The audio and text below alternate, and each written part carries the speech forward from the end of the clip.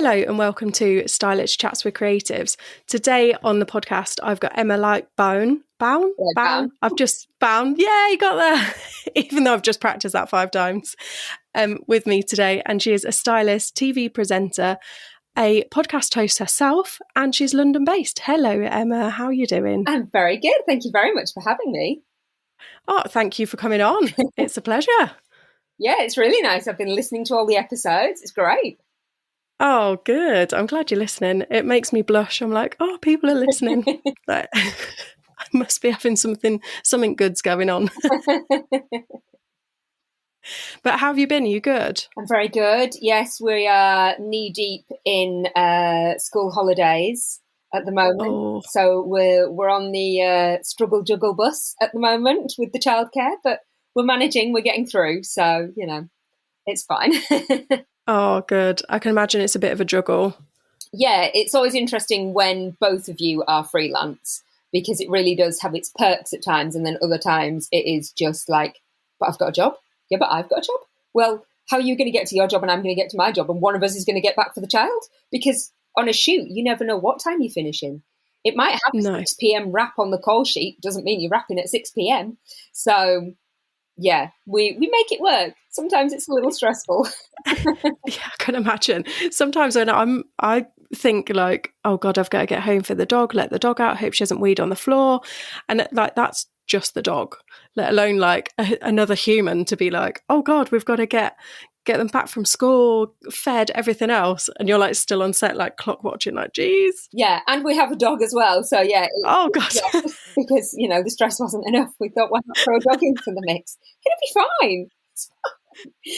So yeah, it's just about being very organised, and I think having contingency plans for when things do fall apart. So I had this recently where James was away for the week and I had to go to work, and I had booked like friends to pick him up from school and feed him because the babysitter couldn't come to the house until 6, and then they were going to meet each other at the house, and we had arranged keys to get to people, and so that then I could get back from work, and it was all such a faff. And then on the morning of that day, Jackson woke up and threw up everywhere.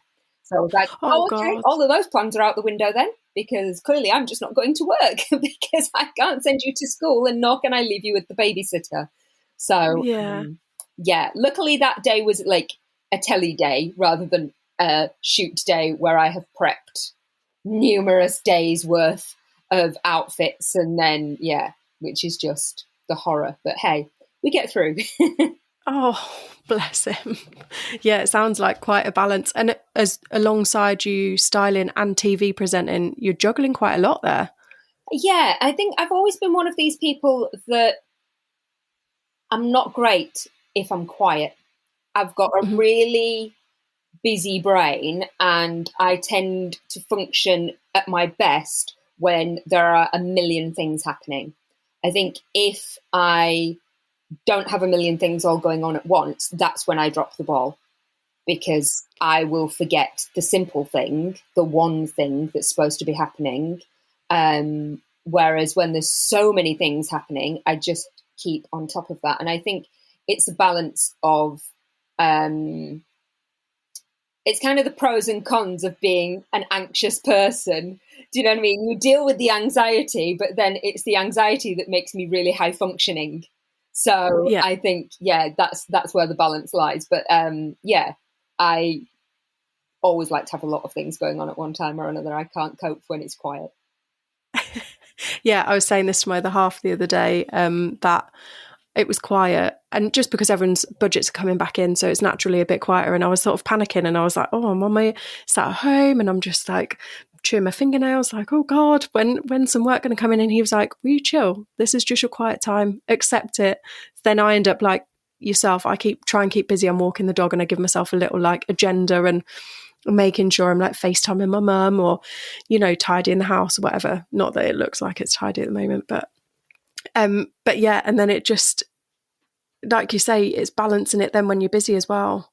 It is, and I think I've always got kind of side projects and things going on, and if I am quiet with work, I'll always have loads of tests lined up, or submission shoots for magazines, or just trying out creative ideas, there's always something that I'm filling the calendar with, because I just find if I don't, I just, like, in lockdown, I was just miserable. Because Yeah. I just couldn't work. Like, I was working, and I was very lucky that I still managed to do quite a fair bit of work throughout lockdown. But it's also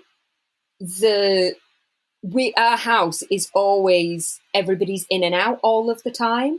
So to just all be in one space all of the time, that was, I think, the biggest thing that impacted me. It was like, right, okay, you're all in my space all of the time, and I really can't deal with that. That's what I love about being a freelancer, is that as a stylist, a lot of my days might be spent on my own prepping. And I'm totally here for that. I really like being on my own. But then you have those really full-on days where you actually on the shoot, you're with the crew and you're meeting everyone, and it's great, and there's loads of people to talk to. And I think it's a real balance for me if I need both of those types of days in my life. And in lockdown, it was all just the, oh, you're all in my space all of the time days. And I was like, I need to be on my own a little bit. Yeah. I swung the other way, so I actually didn't pick up any work because of my asthma, and my other half was in and out of people's houses. So we were like, right, let's just stick me down the allotment. So I was down the allotment all the time. So I was quite a lot on my own, and I actually ended up going right in my head. But without the allotment, I would have been so depressed. Like, just... I think everybody does what they need to do to get through it. And my other half did the same thing with an allotment. He had an allotment throughout lockdown, just grew loads of stuff, really enjoyed himself. And I think part of that was that it was a little bit of, end of the world territory. Yeah. Well, it's the end of the world. At least I know I can grow potatoes. Yeah. 100%. So, it was an very interesting time. Very challenging. Yeah. You learn a lot about yourself in a period like that. Yeah, you really do. And like coming out of it as well, I was chatting to a makeup artist the other day, and we were saying about how we're just getting back into pre-COVID times now, where January, February, March is quieter again, whereas the last 2 years everybody's been rammed because they've been catching up. So it's, a lot of my freelance friends have been looking around at each other and being like, is it still... Are we supposed to be busy? Are we quiet? Like, we're all confused. Yeah, well, like, I don't know the rhythm anymore. I've lost the rhythm. Yeah. What am I supposed to be doing? Yeah, 100%. So how did you get into styling? So throughout most of my career, I've kind of just fallen into things. So originally, when I was at school, I had no idea what I wanted to do other than that I wanted to be creative. And I had done one of those like aptitude tests things from the careers advisor, and they came back and said that they thought I should be a nurse. And I kind of laughed at them and went, oh, I'm not very sympathetic. I don't know that this is a wise idea. I don't think I'd be a great nurse. I don't think I'm that person. And I kept saying to them, oh, I'd like to do something arty or creative, or, like be an interior decorator or something like that.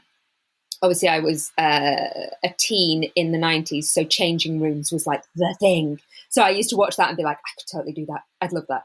And so I wanted to do something creative. So I studied media at college, and then really got swept up in the idea of doing TV. But while I was at college, a family member entered me into a modelling competition, unbeknownst to me.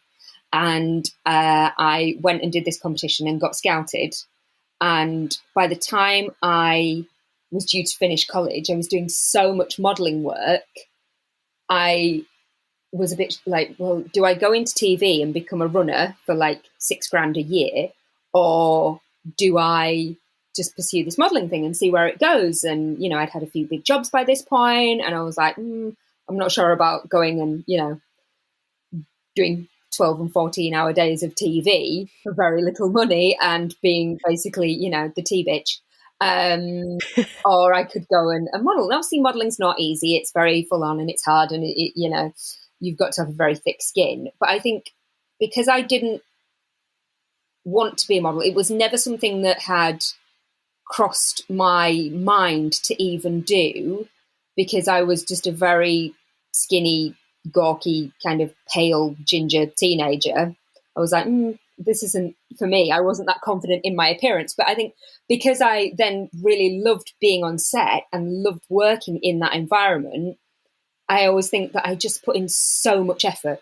just be the best model that I could possibly be, even though I always used to think, well, I might not be the most beautiful on set, but I can be the most professional, or I can be the one who does the best job or puts the best amount of effort in. So I did that for 17 years, which was quite a while, quite a stint. Wow. There. And whilst I was doing that, a friend of ours was the most incredible stylist, the most amazing, talented stylist. And she used to work with my then boyfriend, who is now my husband, who's a photographer. And I just used to love her work. She was always so incredible. And eventually she got headhunted and moved out to Dubai. So my husband was without his stylist that he'd always worked with. And so he said to me, oh, do you want to just maybe put some bits together for a shoot? And I was like, yeah, I could do that. I've literally been on set my entire working life. I know how to do this. I understand fashion. I've got a good eye. But more importantly, I know how a set works. And I know what's expected of me. And I'd worked with brilliant stylists and I'd worked with god-awful stylists. And so, especially from being a model's point of view, as a model, a stylist can make or break your day. It only takes them to say one little thing and you're like, okay, this is me having a real confidence crisis. And so I started doing bits of shoots with James, and then other photographer friends that I knew that I'd obviously worked with and known for years was suddenly going, oh, hang on, why are you styling things for him, but you're not styling things for me? And I was like, oh, okay, well, I can style things for you as well. That's okay. So it just grew from there. So I'd never assisted anybody. I'd never trained in any way. It was literally just the learning experience of being on set from being 17 that I just knew how the set works. I knew who was who and whose opinion to ask and whose opinion to listen to, because people are always very willing to throw their opinions in there. And whilst it's a whole team effort, at the end of the day, it's the client who I have to listen to. So it might well be that one of the other creatives or somebody else in the team is saying, oh, no, I think we should do it like this. But if the brief from the client is, I want this, then that's who I knew to listen to. So I think it just grew from there, really. And then I've been styling now since 2010. I did have a little period of overlap where I styled and modelled at the same time. But I found it became a lot easier when James and I got married because my surname changed.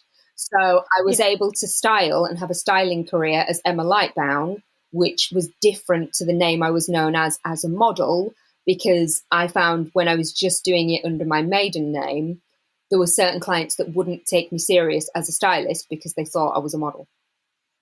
Yeah, I can understand that. Clients can be funny sometimes, especially if people are transcending over different jobs. They're like, oh, but you don't really know what you're doing, even though you've been on set for years. Yeah. You can see what's going on. You're stood on the set, you're being focused on, but you're looking at a team of 10, 20 people. So you know what's going on. Like you say, if you've got a good eye for stuff, why couldn't you be a stylist, That's it. And I think the thing with modelling, the reason why I really, in the end, decided to move over was I wanted an opinion. I wanted to be able to voice my opinion. And the amount of sets and jobs that I'd been on as a model where it was all falling apart. It was all falling apart and I couldn't say anything, because the moment I would try to say, oh, we could maybe, or I know how to fix this, or do you know what I mean? What about if we try this? You'd just get shut down because people didn't want to hear the opinion of the model, because that's not what you're there being paid for, even though sometimes the model is the most experienced person on set. Yeah. And I'd worked with teams where everybody else was brand new. And I had 15 years of experience of being on set with some huge people and huge names and big teams and on massive campaigns. Yet the people that I was on a little job with didn't want to listen to my opinion because they felt that they knew best. And it's that's fine. That's absolutely fine. So I found when I moved into styling, it was lovely to have that opinion on set and be able to suggest. And I will always suggest to people. And I do always say, I'm not bothered if somebody doesn't agree with me, and I'm not bothered if somebody doesn't want to take my idea on board, but I'm still going to say it because I'm now in a position to say it, and that idea might be the difference between a rubbish shot and a great shot. You really don't know. And I think everybody should be open to be able to give their ideas and not get shot down. Yeah, I agree with you. And I think I'm the same as you in that sense as well with the client. I do what the client asks me to do. I can do more, can do less, but I'm not going to push it without asking them first or saying, I think maybe we ought to try this, and then give them a couple of ideas on top of, you know, what they've suggested. Because I think you're right. I think I've worked with models like yourself who have been in the business like 20 odd years, and they've got a valid opinion and stuff because they've seen stuff go on. But I think also when you're in a smaller studio, which I was in, and when I first started out, I was in a small studio with like similar age people to me, so we're all like very early 20s, and it was our first kind of studio job. We all thought that we knew everything because that's the age we were. It was similar time to you starting styling, like 2009, 2010, something like that. And we all thought we were the bee's knees, but actually we weren't, and we didn't know really what we were doing. And we were sort of like a what's the word I'm looking for? Kind of like a satellite studio. So we were kind of left to it without much input from more adulty adults. Yeah. So, you know, there'd be times where we built forts out of Christmas crackers and we're firing elastic bands and stuff at each other because we just were having a laugh, you know. But yeah, we definitely didn't know as much as what we should have or could or do know now, you know. And I think you still learn. I've been in the industry now for, oh my God, 20, over 20 years, 23, 21, something, a very long time. And I'm still learning. There's still people that I work with that you learn things from because it's an ever-evolving beast, the industry. So there's always going to be new things to learn. But I think it's about being open to learning things. And there's an incredible makeup artist that I've worked with who is just, she's done everything. She's done every magazine cover, every Vogue, everything. She's done work with all of the original supermodels. She's amazing. And yet she will still test with really young teams, really young new teams, because she says that there's always things that they will teach her. There's always ideas that they've thought of that other people haven't thought of, and that they're always on the cutting edge of trends. And if she wants to stay on the cutting edge, she works with those teams, which I just think is so lovely. Whereas I do think you get a lot of creatives who, especially when they settle into a really good, comfortable part of their career, where they've got really nice clients and they're being paid really well and they're doing, you know, nice work, that they then go, well, I'm not testing anymore. I'm not learning anything new anymore. This is who I am. This is what I do. And I just think, well, I'll always test, which is quite rare for stylists. Stylists, I think, are always the first ones to leave the idea of testing behind because, you know, our job involves so much prep and sourcing and pulling and all the rest of it. But I'll always do it. I'll always test. Yeah, I've not tested much. Maybe once or twice in the past year, maybe. The pandemic threw a lot of my testing off. Mm-hmm. And then I've got some ideas sat in the bank, but I'm just trying to align. The stars haven't aligned yet with getting stuff ready. But I do think you're right. I think that's the time to play creatively as well. And to pull stuff and just go like, right, let's try this. And you've not got a client going, well, actually, I want this. It's all just your team and you can play as much as you want. And I think that's where, you're right, that's where all the ideas come from. And what a fab thing that your makeup artist friend goes and works with younger teams as well, because they must be like, holy shit, this is amazing. Honestly, if I were a photographer and I'd got her to come on a shoot, I'd be so intimidated. I'd be just like, oh my God, she's here. Oh, what do I do? Because she's just so fabulous. But she's so, so brilliant and so lovely and just really supportive of people. She's an absolute one in a million. She's a gem. Oh, she sounds it. She sounds it. So is this how you got into presenting then from your styling career? Did it just lead on to a bit of presenting as well? Yes, so very early on. So when I modelled, I'd done a lot of commercials, and some of those had involved speaking and things, and people had asked me about acting, but I was never really into the idea of acting. I don't know why, I just thought I wouldn't be particularly good at it, and I didn't want to. Clearly, I'm not a great person to go and train at doing anything. I just like to learn things and then do them on my own, rather than going, oh, somebody teach me. Teach me in a school sense. I think you learn better from people who are in the thick of it. So I never wanted to really do acting, but I really enjoyed the presenting side of things. And then what happened was I'd not been styling that long. I think I'd only been styling for maybe 6 months, a year. And an opportunity came up for Sky Showbiz. They were doing their first big venture into online fashion content, and were creating a series for YouTube, which at the time was kind of over and above what anyone else was doing. So it was like they'd taken the idea of TV and were just putting it into YouTube, whereas so many brands weren't doing that at that point. And so I did a 16-episode series for them, where we did 8 episodes of Get the Look. So each week it was very trend-led, and I loved it. I was given so much creative freedom with the series, which I wasn't expecting at the time when I auditioned for it. They wanted me to pick the trends. I got to choose what it was we were doing. I did all the scripting. I did all the styling for it. It was all very much like what was in my head, that's what was on screen, which was lovely. And then for the other 16 episodes, we did street style around 8 different cities of the UK.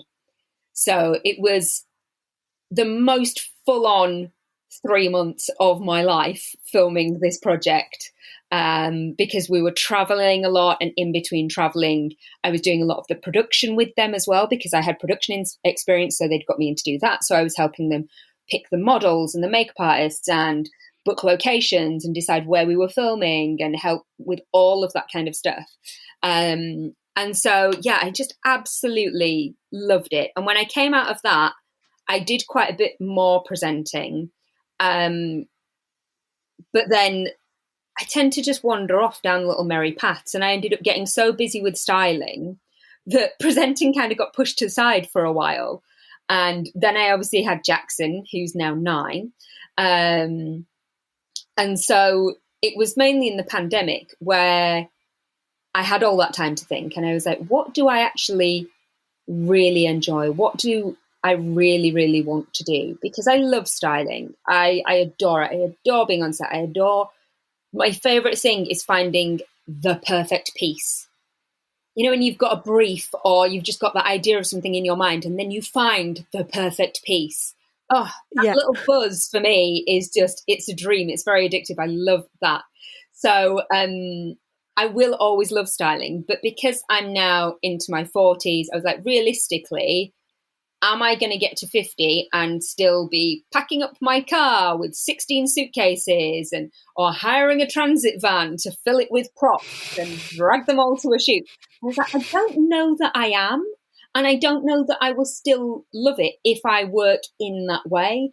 But I do love telly and I do love presenting. And if I could do something that was a combination of the two, that was fashion and TV, that would be the dream. And so when lockdown started to ease, I was like, right, that's it. I'm going to redo my full show reel. I'm going to start sending it out to people. I did some incredible training with some producers that have, they do like presenter training, and they are, you know, when you get these kind of, you get like how to be a model or how to be a stylist or how to be a presenter kind of courses, and they are pure money-making beast.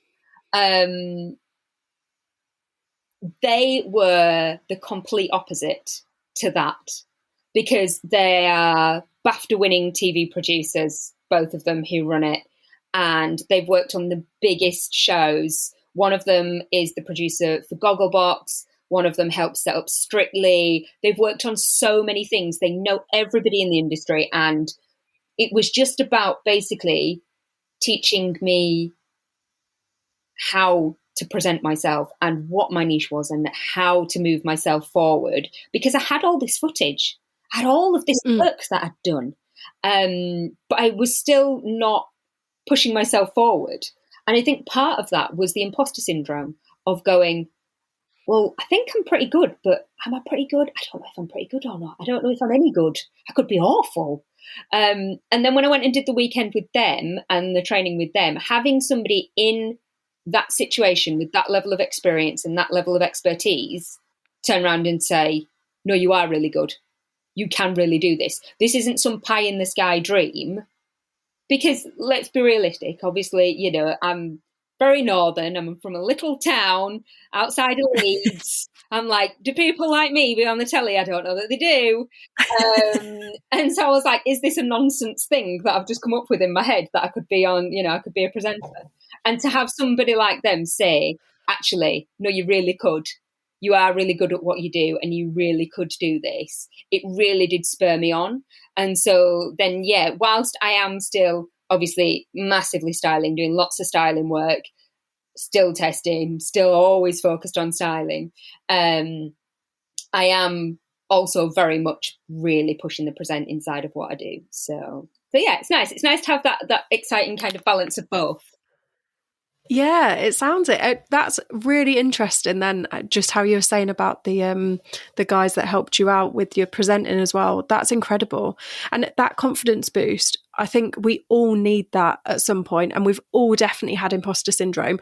I even think it with like having styled for too many years, over a decade, not quite 15 maybe, and I'm like, oh shit, can I actually do this? Yeah. And someone's asking me to do something simple like dress a mannequin, and I'm like, oh god, can I do this? I've been doing it for a bloody long time. Of course I can do it.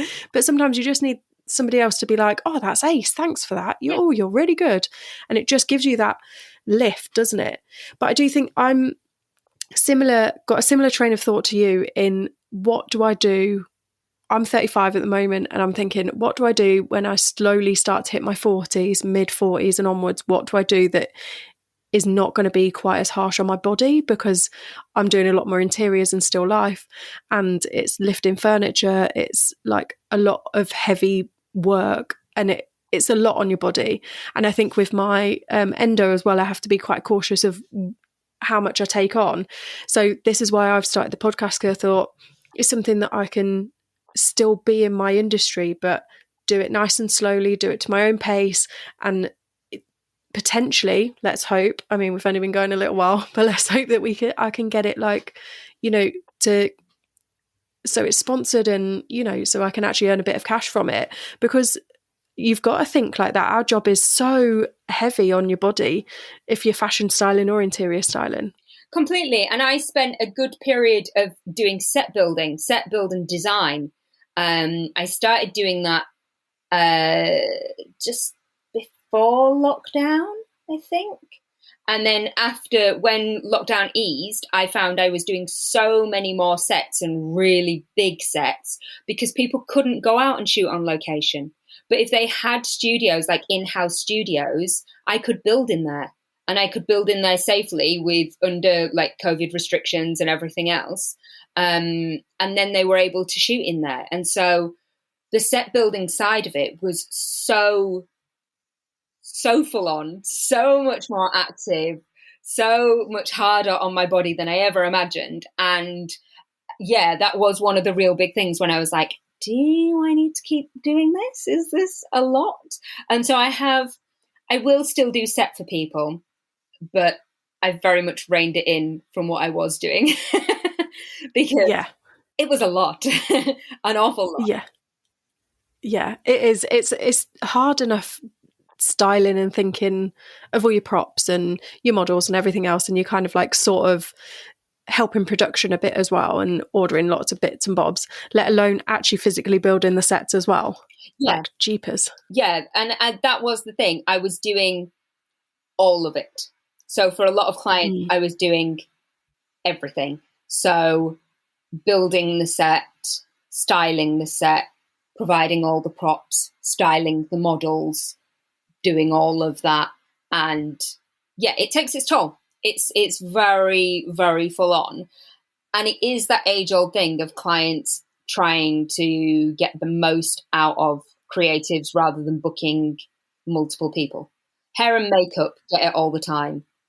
Makeup get it for the same with nails, or do you know what I mean? There's quite often where it should be you're doing the job of 3 people and really you should just be doing the job of 1. And so I did get to the point where I was like, I can't do all of it for you. There's certain clients that I just know that I can't, because the things that they require, it's too much for one person to do to the level of professionalism that I would like to put out there. Some things start to slip, and that's not acceptable to me. I'm very precious about what my name goes on, but also, more importantly, I think your reputation takes years and years to build, but you can destroy it in one job.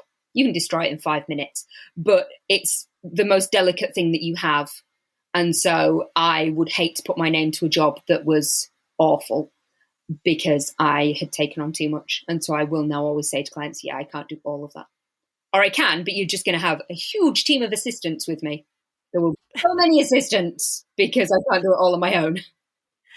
Yeah, that's it. And I think it's good to put your boundaries in with clients as well, because I do think quite a few took the mickey a little bit during COVID because there wasn't that many people around, and because of restrictions and stuff, they kind of pushed us to our boundaries. And then you go, I'm sorry, I can't do, that's not in my remit to do that.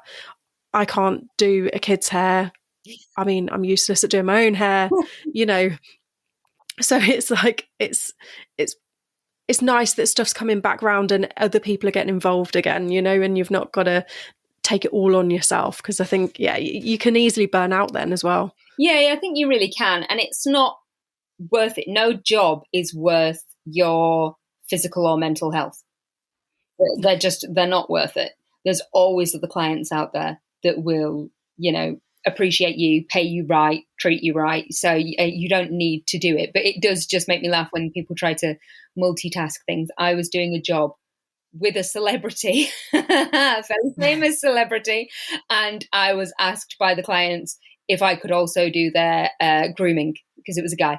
Could I do their grooming? And I was like, no. I was like, absolutely not. Can you imagine if I blind them or like give them some sort of skin condition because I'm not a professional makeup artist?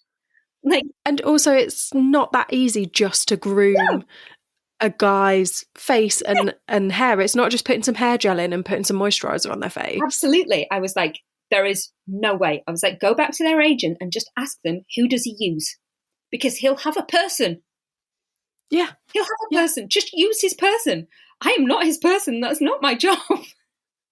And can you imagine as well if you went up to him and you were like, just hold tight a second, and you're just doing his like makeup, and he's like thinking, I thought she was the stylist. This is it, because I was already styling and kind of doing art direction on this. Imagine if I'd have just rocked up with a little bag of stuff from Boots and been like, oh, by the way, I'm also going to do your hair and makeup. Here, have a seat. I'd have been like, what the hell? It's so funny. I get asked, like, my similar story to that was somebody asked me to do to style drinks. Oh, now that's a lot. A gin and tonic, fine, because it's sparkling water. You can add a bit of fruit colour in, whatever, easy. This was like full on Christmas hot chocolates with like a cream whip and like decorations and all sorts. And I was like, look, I'm so sorry, but I can't do that. It will look like a child's done it. Yeah. There's been times where I've had to do bits of random food for people on set, but never anything major. And if anybody ever actually goes, oh, we need this proper food styling, I'm like, I'm not your person. I can definitely eat it, but I can't style it. You really, really need a professional for that. And I think part of that, I think the reason I get asked is because I cover such a wide spectrum of styling. Because I do set build and interiors and props and still life and every single spectrum of fashion, be it men, women, kids, plus size, lingerie, whatever. Because I cover so much range in terms of that, people always then just assume, oh, I bet you can do food as well. I'm like, no, No. that's a really different thing. Yeah, that's a whole entire different ball game. Real Like, different world. yeah, I can do like the same as you. If you need a slice of fruit on set, or you need, like, I don't know, some snacks putting on, like crisps and stuff, absolutely fine. But when it's anything that involves any kind of skill with regards to food styling, I'm like, no, I can't do it. If you want me to make a cup of tea that goes on set, great. Yeah. Yeah, you need me to pour some fake champagne into a glass. Fine, I can do Yeah. that. I can kind of just open the bottle without spilling it. I'm not a drinker. I don't drink, so sometimes even opening the bottle is a bit of a challenge for me. I'm like, how does this work? How are we supposed to get these undone?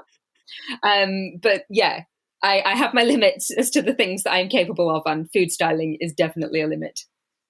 Yeah, definitely. So with regards to your set building, have you got a favourite set that you have designed? Ooh, that's really interesting. I do have one, purely because it was such an obscure thing that I just loved it, because it was so left field. So I'm imagining you are, but most of us tend to be on our local community Facebook group. And so on my local community Facebook group one day popped up somebody's post that was, I have all of these polystyrene blocks, like big, long, rectangular blocks that were like maybe 10 centimeters by 10 centimeters by 50 centimeters. And there were loads of them. The pile was maybe like 10 foot tall of these blocks, cubed. And they were like, does anybody want them? Can anybody use them for anything? We don't want to just throw them away, but we work in a packaging place or something, and we've ended up with all of these blocks, and we don't want to just throw them away. And I went, I could make something out of them. That'd be really fun. So my poor husband sent him a picture, went, do you want to do a shoot if I make a set out of these things, out of these blocks? And he was like, okay, yep, you're a lunatic, but fine. I'm sure it'll be great. And so what I did was we put up some flats in the studio, and then we put nails into the wall, and then I pushed these polystyrene blocks onto the nails. So it made this incredible like 3D texture of all different heights and gaps and spaces and things coming out of the walls at different lengths and sides. And it was just so much fun. And then we left them all white, because they were all really nice and clean and crisp and white, left them all white. And then we shot the most awesome looking guy who had this really big curly hair. And we did an all denim shoot with him in front of this wall. And it just looked amazing. And it was the most fun, random set that I've ever built, and possibly the least technical. It required the least skill. We were literally just pushing these polystyrene. I kind of mapped it all out on the floor first, so that I knew how they would all sit on the wall, because I didn't want them to all go in randomly. And so when I'd finished with them all, I then went back on the group and found the post.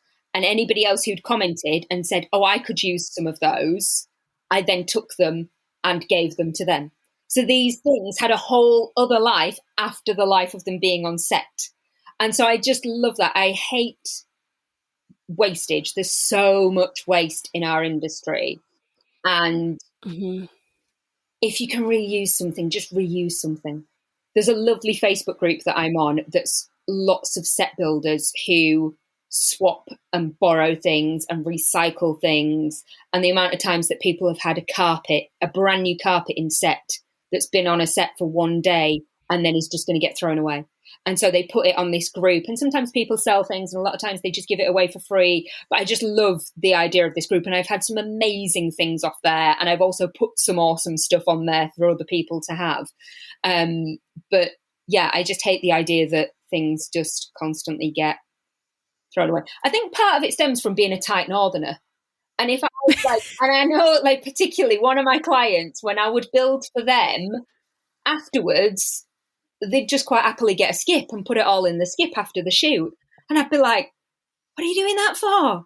We could save all of that and we could use it for the next shoot. What a waste of money. But I think just because they had money for budgets, they were like, oh, it's fine. I'm like, so not fine. Yeah, I've talking of carpet that's been on set. Our hallway in our old house was carpeted with carpet that was on Nice, set. brilliant. I love that. I went, that's the perfect size for my hallway. Swipe.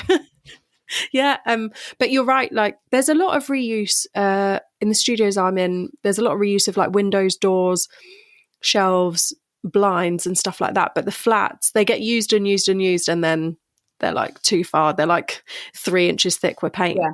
But I do think you're right. I think it's budget. I think it's 100% budget that people just go, well, we've got spare budget, so we may as well use it, and then they end up launching it on and skip. But that Facebook group sounds amazing. Oh, it's incredible. It's called Set Swap Cycle. And I'm noting that down. Honestly, it's amazing. I've had some really mad, brilliant things from there. Somebody on there the other day was giving away, like, I don't know if they were giving it away or if they were selling it, but like a lift, an interior of a lift that they'd built for a shoot. And so you could just come and you could have this full lift. You could just go pick it up and use it for your shoot. And then the one that I saw this morning that really made me chuckle was somebody had made, it must have been at least 6 foot, this thing. It was a football. But like it looked like the proper, I am imagining like either the Euros or the Premiership football. So it had all the right markings on it. It was all the right texture. And the picture that they'd put on it, because they were obviously shooting a commercial or something, the picture that they were put on it, it was like this football had crashed into a car and had crushed the car. So it was currently sat on a crushed car. And they were like, does anybody want this football that we've made? And I'm like, what the hell would I do with that football? But I kind of do want it. I do want it. This is my problem, is that everything that people put up there, I'm like, yeah, I do. I want that. I don't know what I'm going to do with it. And so I have to be very, very sensible and realistic about the amount of storage that we have. We currently have masses of wadding that came from somebody else's shoot because I want to make clouds for something, for a set that I've not got round to doing yet. So every time my husband goes to the storage unit, I get reminded about the wadding. And the concrete plinths that are currently in there. I made a load of concrete plinths for a job. And so they were all huge plinths, and then I hand painted them as concrete. And so I regularly get reminded that the concrete plinths are all still in the storage unit. I'm like, oh yeah, I should move those or do something with them. Oh God. The storage unit's a death trap. There's so much in there. But he's equally as bad because he's a photographer. He has so much kit and just stuff that he hangs on to. And I'm like, you remember that shoot that we did in like 2011 that had a picnic scene? Why do we still have all the picnic stuff in the storage unit? Yeah. Just in case we ever need to have the picnic scene again for something else. It's all still there. Yeah. That's classic stylist and photographer though. Like, I often go to studios and I'm like, why is there, I think maybe 3 years ago, there was a phase of like cabbage plates. I mean, they've come back into fashion now for some unbeknown reason. And there was just a stack of them in this studio and nobody had used them for about 10 years. They were just awful.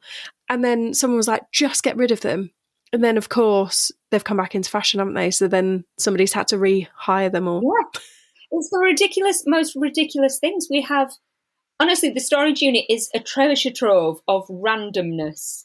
It's so eclectic in there because we have mannequins and things in there. We've got this incredible collection of old like tea chests, like tea crates that came in. All of these big tea boxes. I'm pretty sure there's about 300 books in there from we were doing a shoot and we needed like a library. And so we just bought all these old books and they're all in there. There is masses of stuff. And so whenever anybody kind of says to me, oh, I'm doing this test and I'd quite like to have a set for it, but we've not really got obviously loads of budget to spend on a set because it's a test. I'm like, oh, I can put you something together. I've got all sorts. Like, what are you after? I could do a world of things for you. Have you ever thought of renting out your props that you've got? So we do sometimes. If people put them on that group and they say, I'm in search of this, then we have lent things out. Like we've got a parachute. Obviously, I don't know why. This parachute. It's really good. We've shot with it a couple of times.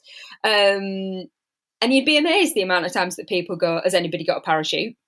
And so we've used, that's been hired out a couple of times. That was used for last time that went out, somebody borrowed it for GQ. And I can't remember what actor it was. There was a really famous actor sat on our dirty parachute, and I was like, look at it, that's good. So yeah, we go whenever anybody puts something on that I know we've got. I'm always willing to go. Yeah, do you want to borrow ours, or we can hire it out to you, or yeah. Yeah, that's it. Because we've moved to a smaller house, I've got less space now to keep stuff. So I've got a couple of boxes that have got like small props in and just like placemats and things like that I know I can reuse. But then I've had to just put a stop to keeping hold of too much, because otherwise I'd fill the house. That's and it. The garden and everything else. Well, that's it. So I do have a room in the house because I am a big shoe nerd. So I have a room that has all of like my shoes in, but it also has lots of clothes in there that aren't really my clothes. They are styling clothes. But recently I realised I could be renting these things out, but on like by rotation and some of the rental websites, because a lot of it is incredible pieces that I've found at sample sales. And we've maybe used them on a campaign years ago, or because a lot of what I used to do, I've not done that much of it in a while, but I used to do a lot of property shoots. And so we would be shooting for £3 million apartments in London. And obviously the styling for that, they want it to look super premium, super high end. But as ever with clients, we don't necessarily want to give you a 10 grand styling budget to buy these things. So work some magic. So I am a bit of a collector when it comes to sample sales. I get all the notifications of when they're on. I quite often will go and just buy things as just in case pieces for further down the line. But then what I realised is actually all of these pieces could be earning their keep by me putting them on a platform like By Rotation, where people will rent them for a night out or for a wedding or for a ball or an event or something. And so, yeah, they do go out on little adventures just to, pay their rent. That's such a good idea. A couple of my friends do that as well. They either rent or they bob a couple of their bits on. I think there's By Rotation. There's another one as well. I can't remember what it's called. Her's another good one. And then there's another couple, but I found By Rotation was like just a really easy one to use with their app. But then it was really funny because I didn't have the mannequin here and I needed to photograph them all. So I set up my tripod and I was photographing them on me, which was hilarious because a lot of them do not fit me. So there's a lot of very strategic hand placement to hold zips together and things where clearly this thing is nowhere near ever going to zip up because it's like a size 6 and I'm really not. So, it was very comedy shooting all these things, going through the outtakes of these pictures going, well, I definitely can't use that one.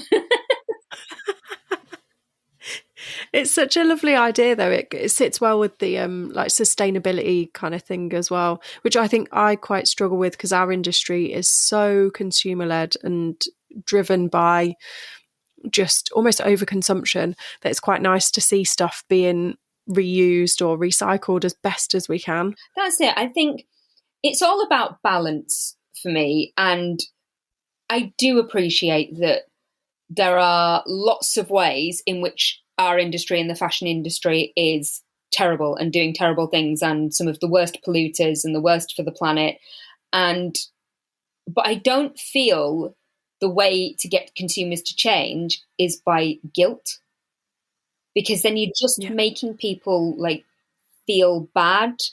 And I don't necessarily feel that makes them change. I think that makes them switch off. I don't think they listen. I think it's about trying to educate people into making small changes. And so I think I'm never going to be a zero waste living person who never buys any, who only buys super sustainable brands and fashion and all of that type of thing, because I just for a start, I think it's really difficult when you've got a child because they grow like grass. And the amount of stuff that we have to constantly, and also it's just that they wear through things. I couldn't pass on any of Jackson's uniform to anybody else because it's just worn through. It's had its day. There's no repairing any of that. Nobody is going to want it. So you do have to just buy it again.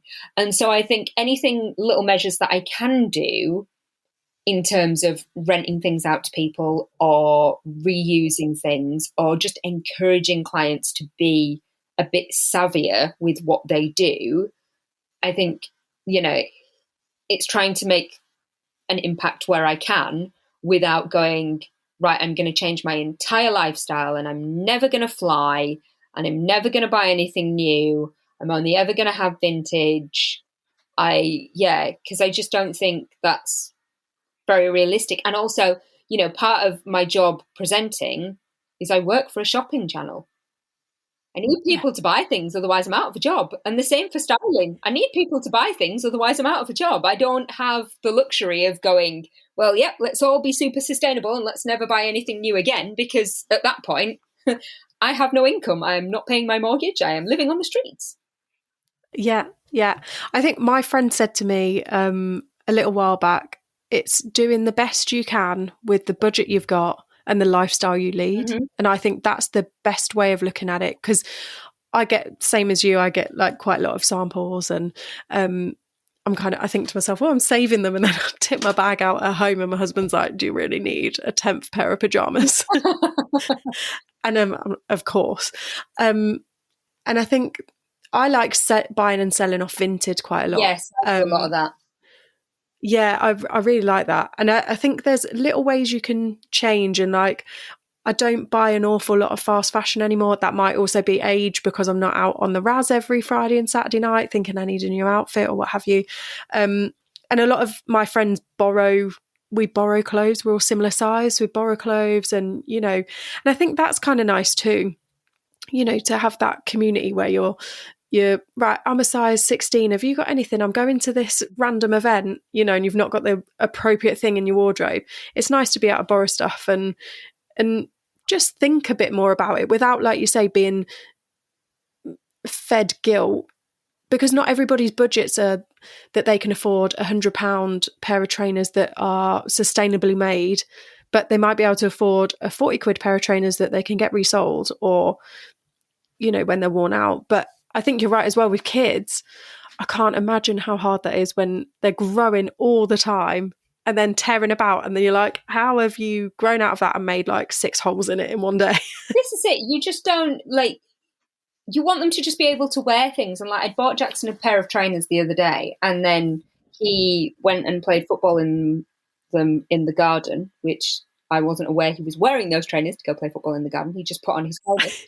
And when he came back in, they were just caked in mud. So I was like, it'll be fine. I'll put them in the washing machine. And I put them in the washing machine and they disintegrated because they weren't ones that were washable. So I was like, he's worn these once. This was exciting. This was definitely a really good idea. And so then I was like, right, I'm going to have to buy him expensive trainers, which pains me because I know that he will probably only keep them for like 3 months before his feet grow again. But at least I can then wash them when they get minging.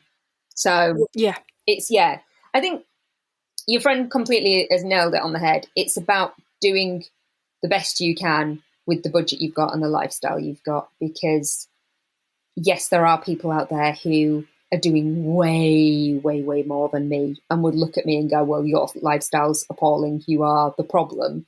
But in trying to make changes, and I am aware of things, it's all just moving forwards, isn't it? It's all people just trying to make little steps in the right direction. Yeah, and I think it's not always the worker bee that's the problem. I think it's the people above us who have got flying the private jets and, they're creating way more than what we are, buying a few odd bits of clothes here and there. So, yeah, you've just got to do what's best for you. Like, I felt a bit bad when we were getting rid of our kitchen. We just had our kitchen done and it's finally done, thank God. And I said to the guy, I was like, is all this getting recycled? I was just checking with him and he's like, oh God, yes, it's all getting recycled. He's like launching it into the back of his van. So God alone knows where that's gone. Yeah, it's really hard, isn't it? This is why I can't do with the bickering that you get on like your local Facebook group, because I'm just like, oh no, I'll zone out. You and your like curtain twitching neighbours, I'm not into that. but I think they can be so useful. Our local, in our town at the moment, they've just started a shed. And so they've had loads of donations of tools and things. And so you can go and you can borrow a tool if you haven't got it, rather than going out and buying it. Or you can go and you can fix the thing there, and they do little workshops and teach you how to fix various things and how to build things and how to use certain tools. And it's all free and it's all just community led. And it's just such a lovely idea that you don't have to go out and spend, God knows, hundreds of pounds on tools. You can go and just borrow tools, which I think originally that's what it was like years ago. Back in the day, you know, when our parents were young, they would just go around and knock on somebody's door and borrow something. And I think we don't do that now. It's all very consumer driven. If we go, oh yeah, I'm just going to go buy one. I'll have to own it. And yeah, that sounds like a really good idea actually as well. Because like I remember my dad's a builder, and I remember him having loads of tools, and then him and his mates would all share these tools, then he'd go to get it and he'd be like, oh bloody hell, Rob's got that again. And like they'd just literally open each other's garages and just get whatever they needed and then go and do the job and then give it back, or forget about it and then move house and then take all these tools with them. It's interesting, isn't it? And I think what's really nice for me is that now they're doing that, when I've got loads of wood and offcuts and bits of things from sets, I can just take it to them and then it can be reused and they can use it. And I've done the same thing with styling. I've always said to clients at the end of shoots, what do you want to happen with the clothes? Do you want to keep the clothes? Do you want the models to keep the clothes, or can I take them to charity? Because I have charities that I work with. There's a lovely charity that I do volunteering with. I haven't been to them in so long because I've been so busy, but they are incredible, and they do interview clothing for long-term unemployed men, people who've just been released from prison, people who are quite vulnerable, and so they always need suits and shirts and shoes and ties. And the amount of shoots that I've done where I've got 5 or 6 suits and a load of shirts that all aren't being returned because the models have worn them and they're not going back, and they're not from PRs, that they've been bought because it's advertising rather than editorial, and then I've been able to give them to the charity, is just really nice. So I always do try to encourage clients to give the pieces to charity. Can we donate this? Can I drop this off somewhere? Yeah, I think that's really nice as well. I think it's good to give back to community like that. And it's also making the people in charge of the shoots aware that you can go and recycle these things. Yet they haven't got to just, oh, it's going wherever. They're not going to think about it. They can actually think about where it's going. Well, this is it. I did a lovely shoot for a period tracker app thing recently, and we had masses of underwear and lingerie and pajamas and all of that type of stuff, and most of it wasn't returnable because it's underwear. So even if the models hadn't even tried it on, I still couldn't take it back. It just wasn't returnable. And at the end of the shoot, I said to them all, could I take it all to a women's refuge? Or do you want to keep it for another shoot? That's absolutely fine if you do, if it's going to get reused. But if you don't think it's going to be used, is it possible for me to take it? I could take it to a women's refuge and give it there, because, you know, people need things. And they were like, oh my God, that's such a lovely idea. Yeah, we'd really love if you could do that. And I'm like, well, yeah, it's fine, because I don't want it filling my house. My house is already too full. And I really can't take anything more to the storage unit of doom. So if you could possibly take it and, you know, be able to give it to charity and know that it's gone somewhere good, I think it makes all the difference. Yeah, definitely. And it makes you feel good as well about doing some good back as well. It's just nice. It is. I think it's just about, again, it's the little things. So the charity that does the menswear is really lovely, because what happens is the clients come in and they then have a styling session. So I would do a styling session with somebody where I would take all their measurements, get them a suit, get them a shirt and a tie and the shoes and everything else. And for some of these people, it's the first time they've ever had a suit on. They've never worn a suit before. And the confidence boost that it gives them to then go off for their first job interview, that they might have not had a job interview in years and they've been unemployed and out of work, and then just to give them that boost of putting the suit on them it makes them feel like a new person. And I think so many of them go in and just smash these interviews because they feel so confident in how they look. And it's so overlooked, the impact that fashion can have on a person. Yeah, I definitely think so. I don't know if you're the same, but I've been going for a bit of a, not a fashion crisis, but I've been trying to find who I am again. And I've suddenly started buying more bright clothes. I've been wearing more like dungarees. I've been healing the inner child, maybe some might say. And I think like wearing what you feel confident in, or putting, like I say to my other half who's having a bit of an off day, I'm like, put your confident pants on and confident cape, positive pants, and get going. And sometimes it is putting that outfit on and going, wow, I feel fucking incredible. And having a look in the mirror and being like, oh. This is it. I like nothing more than having one of those days where I've just put on something fabulous because I feel like I want to have that little bit of boost. And then you catch your reflection in a window and you're like, yes, look at me. I look amazing. And I have been known multiple times, if I'm having a rough day, if I'm having a bad day and everything's going wrong, I'll just go get changed. Because I'm like, these clothes don't have the energy that I need. And so I'm going to go back upstairs and I'm going to put something else on. And I'm either going to bring the bad bitch out, or I'm going to put the sassy pants on, or I'm going to put on a power blazer, just something. And then I'm like that, right, that's it now. Fresh start, new day. We're not having any of this nonsense. I'm getting things done.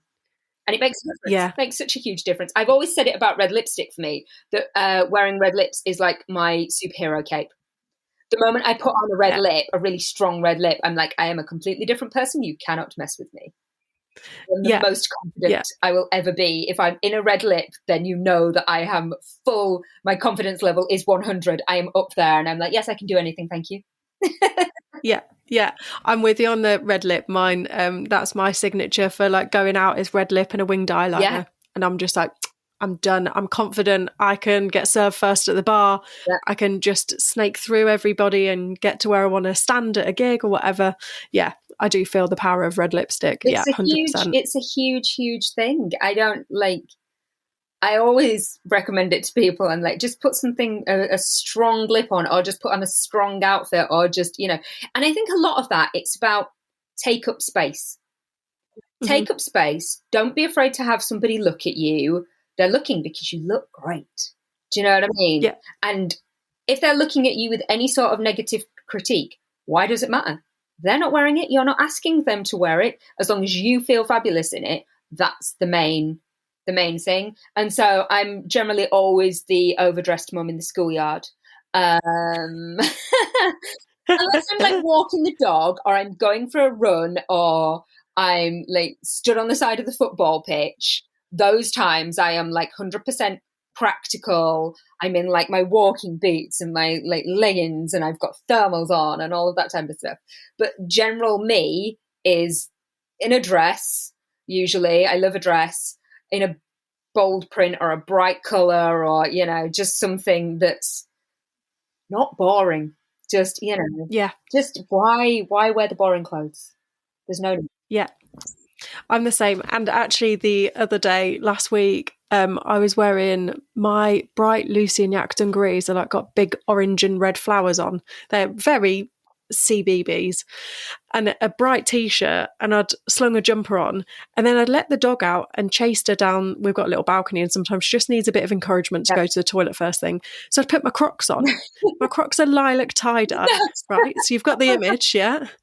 So then I went, shit, and looked at the time, thought, got to get her in, ran to the car, forgot to take my Crocs off, turned up to work in my Crocs, and they've got a little troll gibbet on them as well.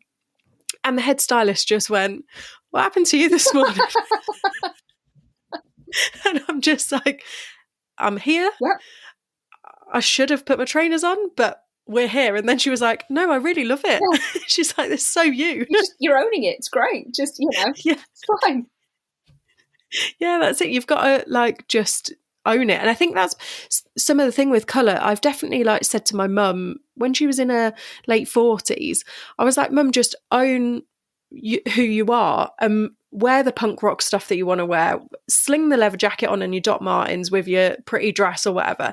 And seeing her now heading into her 60s, she looks so good, because she's always like, she texts me and my sister like, oh, I've got my studded boots on today, and she's got a little skirt, and and she just looks really good. And I think it's that confidence of just going, actually, I'm going to own these clothes and I'm going to wear it, and fuck it if I turn up to work in my Crocs. At least it's a funny story to tell, isn't it? So exactly. A friend of mine once went out in odd shoes because she'd been trying on.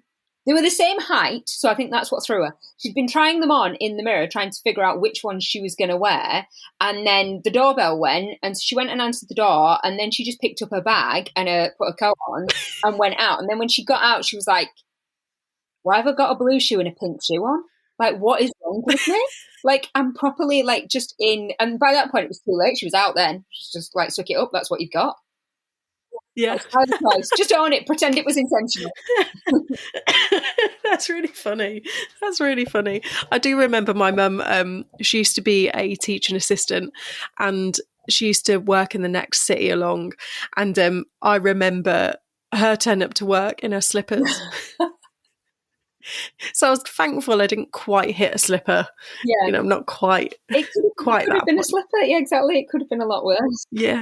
Because then what do? You've just got to spend the day in them because you've just not got any other shoes. It's, that's what you've got. Yeah, that's it. At least she was comfortable. Yeah. It could have been way worse. Oh, bless her. Oh, bless her indeed. Poor woman. Well, it has been an absolute joy to have you on the episode today. I have really, really enjoyed myself. Oh, I've really enjoyed it too. I hope I've not been too rambly. I tend to go off on tangents, so... No, welcome to my little world. It's how I roll. So yeah, it's been a real joy, and it's been lovely to hear about how you got into styling and your presenting and your podcast and everything else. So thank you so much for coming on. It's all right. It's been a pleasure. Thank you. Thanks. Thank you for listening to this week's episode. I hope you enjoyed it. Please rate, follow and share, as it really helps this little podcast out. And if you have found value in the podcast and you have the means to, I do have a Buy Me a Coffee link in the show notes. This will help keep the podcast going. Join me next week for another fantastic guest. Bye!